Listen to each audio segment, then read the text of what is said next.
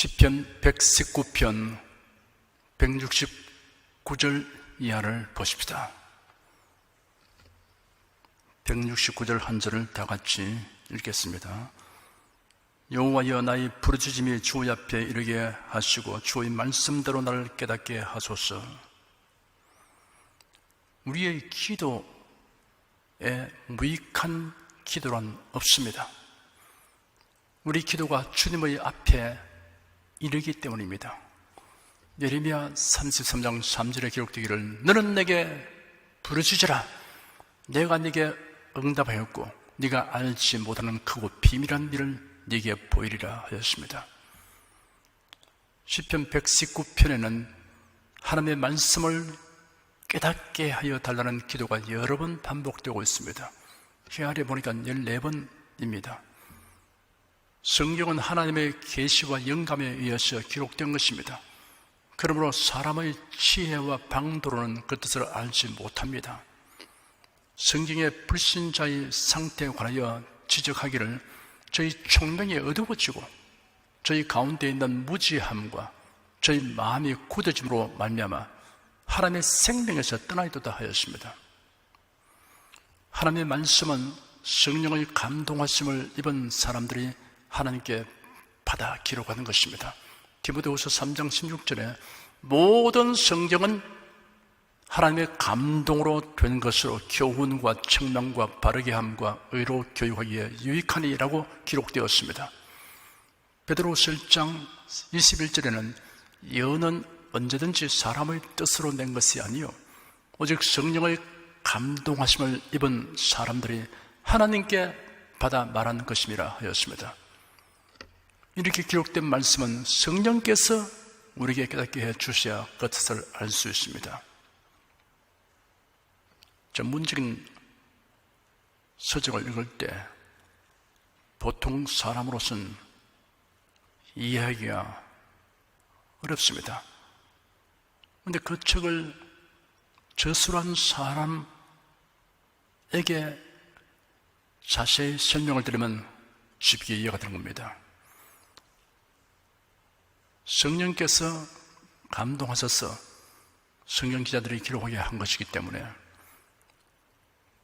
성경의 저자이신 성령께서 우리 가운데 오셔서 우리 마음을 열어 알게 해주시면 깨닫게 되는 것입니다. 에베소 1장에 기록되기를 우리 주 예수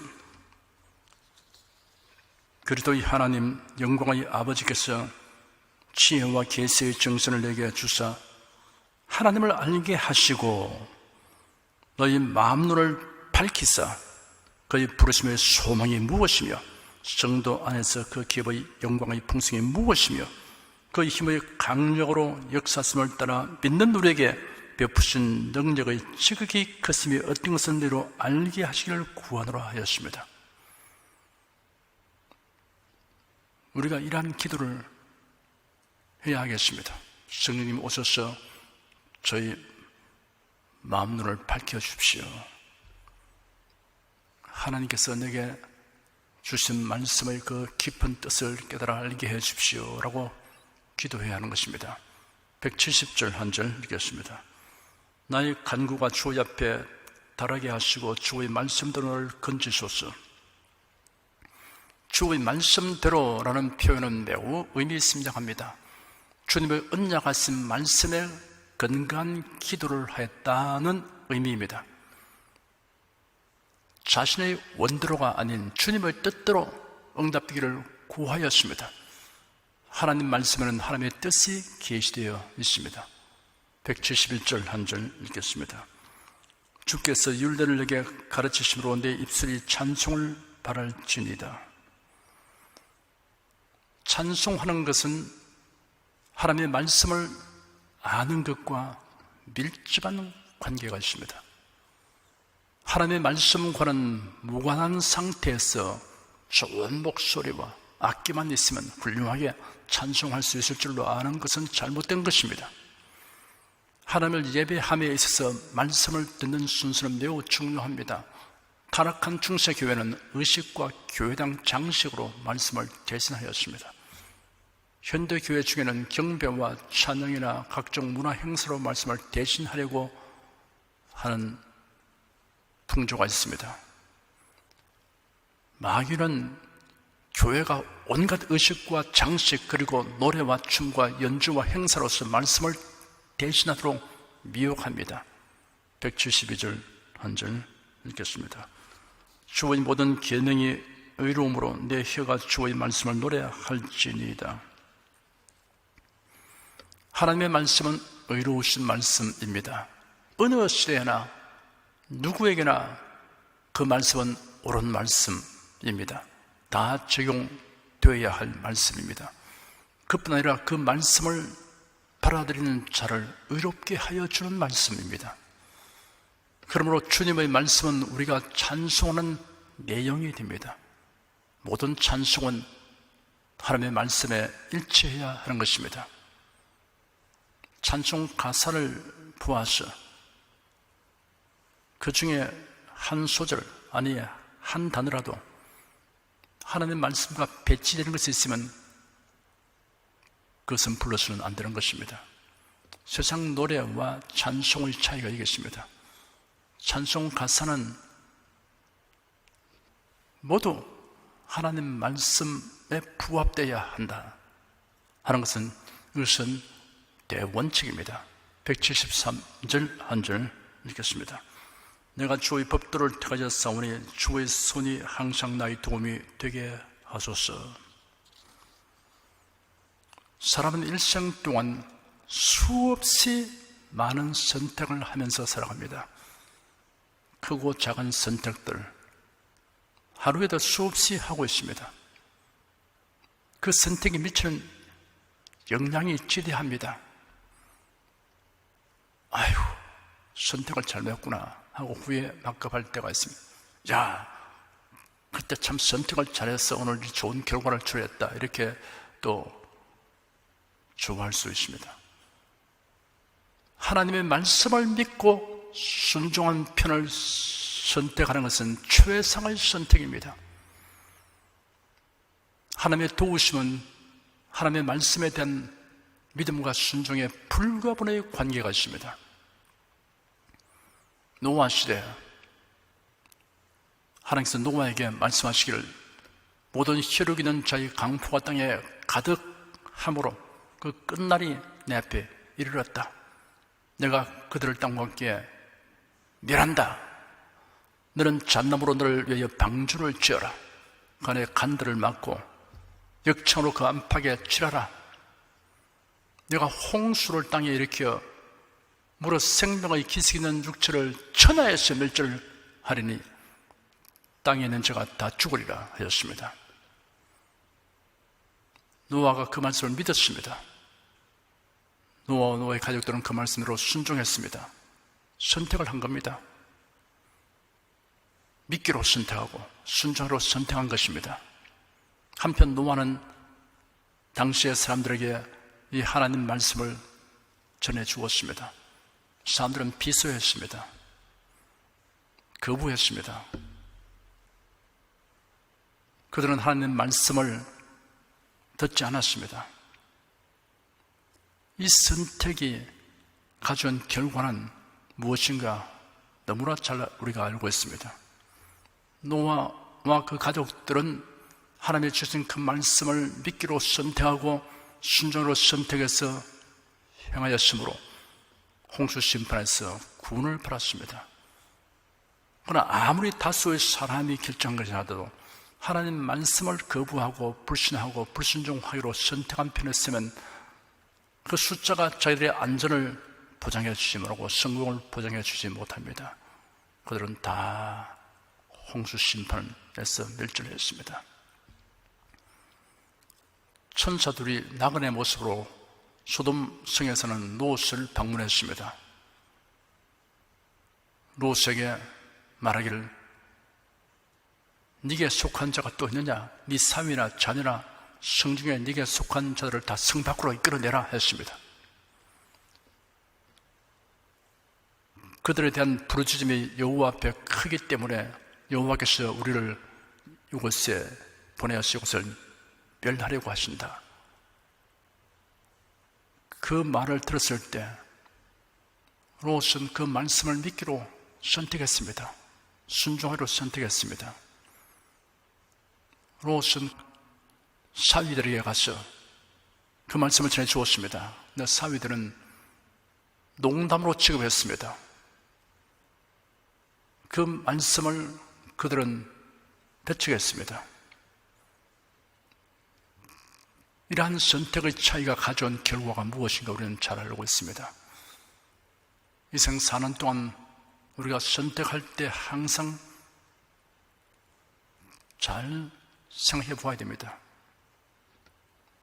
그런데 다른 선택에서 좀 우리가 실수가 있고 부족이 있다 하더라도 그러나 하나님 말씀을 믿기로 순종하고 하나님 말씀대로 살기로 선택하면 이보다 더 좋은 일은 없습니다. 다른 일에서 좀 부족한 것은 그것은 큰 영향을 미치지 못합니다. 결과적으로 궁극적으로 그렇게 되는 것입니다. 하나님 말씀 믿고 순종하는 편을 택한다. 이러한 여러분 결심을 항상 가지고서 실천에 옮기기를 바랍니다. 174절 한 절 읽겠습니다. 여호와여 내가 주의 구원을 사모하여 서며 주의 법을 즐거워하나이다. 여호와여 내가 주의 구원을 사모하여 싸우며 하였습니다. 우리가 심히 사모해야 할 것 가운데 하나는 주님의 구원입니다. 주님의 구원, 하나님이 주신 구원, 이것은 성경에 큰 구원이라고 했습니다. 이 큰 구원을 등한에 이기면 어찌 서리요? 라고 했습니다. 주의 법을 즐거워하나이다 하였습니다. 우리는 주님의 말씀을 즐거워해야 합니다. 말씀을 읽고 들으면 마음이 즐거운 것이 정상입니다. 하나님 말씀을 보면 그만 따분해지고 그 말씀 읽으면 졸음이 오고 흥미가 없고 이것은 영적으로 병든 상태입니다. 우리가 어떤 글을 읽으면 감동이 되고 즐겁고 마음이 평안해지고 그런 것이 있는가 하면 또 읽으면 불안해지고 두렵고 혹은 분하고 부정적인 심리 상태들에게 하는 것도 있습니다. 그런데 하나님 말씀은 우리가 그 말씀이 무엇을 우리에게 주는 말씀인지, 이 말씀을 통해서 하나님이 베푸신 사랑이 얼마나 크고 그 은혜가 위대한지, 우리를 위해서 예비하신 그 복이 얼마나 큰지, 우리를 이렇게 복 주시고 구원하시고 행하신 하나님의 그 헌신, 희생, 수고가 얼마나 큰 것인지, 이런 등등을 알기 때문에 성경을 읽으면 마음이 즐겁고 감사가 넘치고 행복감이 생기고, 말씀을 읽으면 위로가 되고 격려를 받고 담대해지고 이렇게 되는 것이 정상인 것입니다. 175절 한 절 읽겠습니다. 내 혼을 살게 하소서. 그리하시면 주를 찬송하리다. 주의 규례가 나를 돕게 하소서. 하나님을 찬송하는 것은 성도의 삶의 이유에 속합니다. 우리가 땅에 사는 동안 하나님을 예배하는 것, 찬송하는 것, 이것이 우리의 삶의 중대한 이유인 것입니다. 주의 규례가 나를 돕게 하소서 하였습니다. 주의 규례란 주님의 말씀을 가리키는 것입니다. 우리가 주님의 말씀을 읽고 들으면 믿음을 얻게 되므로 하나님의 치료와 도움을 체험하게 되는 것입니다. 믿음은 들으면서 나며 들으면 그래도 말씀으로 말미암는다고 했습니다. 주의 말씀, 이 말씀을 우리가 사모하고 이 말씀을 묵상하고 이 말씀을 읽고 믿고 행할 때 이 말씀의 능력을 우리 삶 속에서 다양하게 체험할 수 있게 되는 것입니다. 176절 한 절 읽겠습니다. 이런 양같이 내가 유리하오니 주의 종을 찾으소서. 내가 주의 계명을 잊지 아니함이니이다. 양은 목자의 보호와 인도 없이는 길을 찾아갈 수 없습니다. 매우 근시한 일입니다. 인간은 모두 양과 같습니다. 이사야 선지자는 기록하기를 우리는 다 양 같아서 그릇 행하여 각기 제 길로 갔거늘 여호와께서는 우리 무리의 죄악을 그에게 담당시키소다 하였습니다. 하나님께서 길 잃은 양을 찾아주시지 아니하시면 멸망길로 갈 수밖에 없습니다.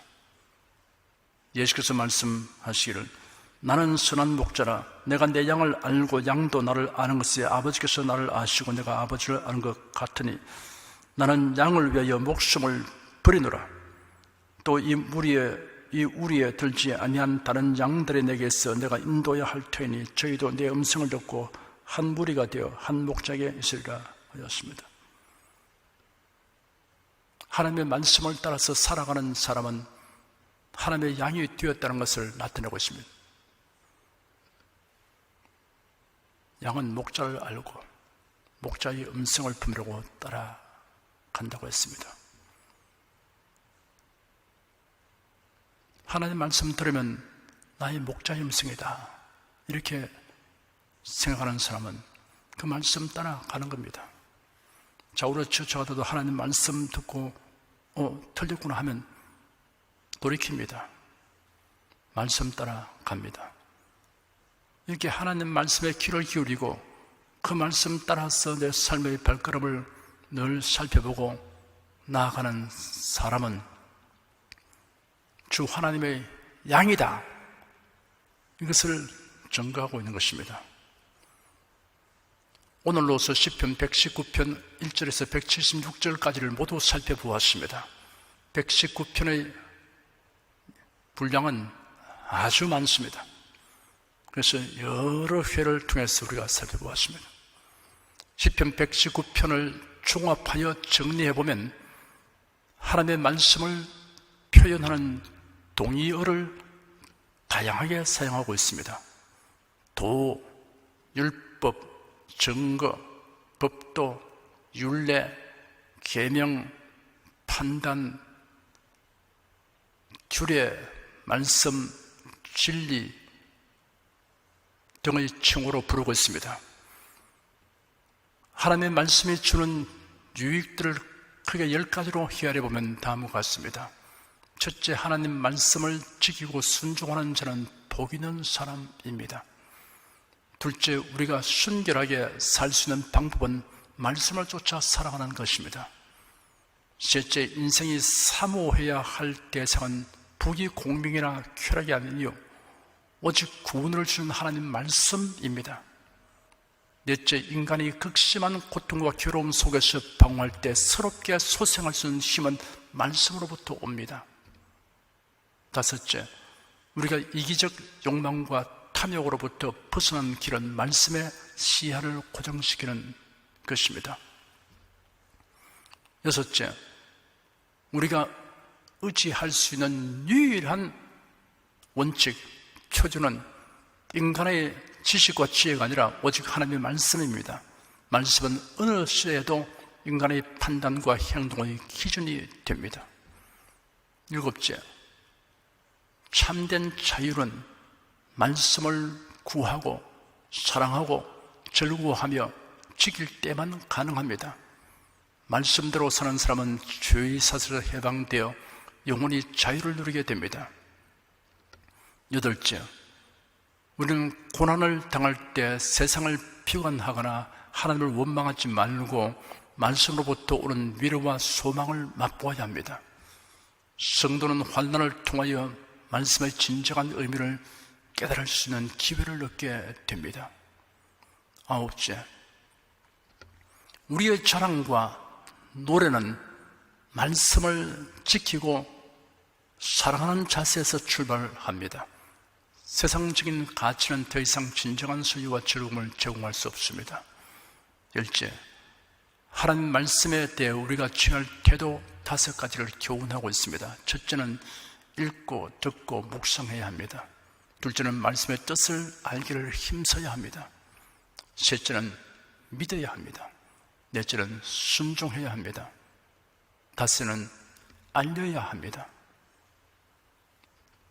지금까지 시편 119편을 끝까지 이렇게 상고한 여러분에게 이러한 은혜가 충만하게 되기를 축원합니다.